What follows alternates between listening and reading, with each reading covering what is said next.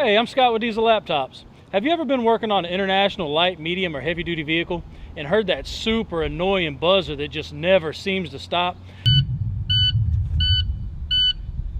Ah!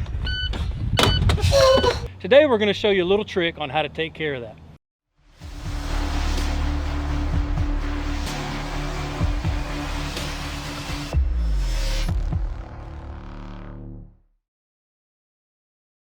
Man, what was his problem?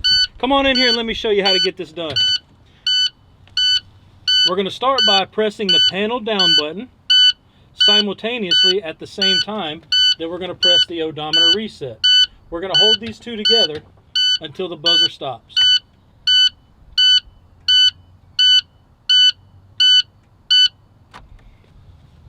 And that's how you keep your sanity working on an international truck. If there's anything in this video that you saw that you'd like to know more about, we'd love to have you at any of our Diesel Laptops training centers across the United States. Please visit us at www.training.diesellaptops.com for more information. Until next time, thank y'all and happy troubleshooting.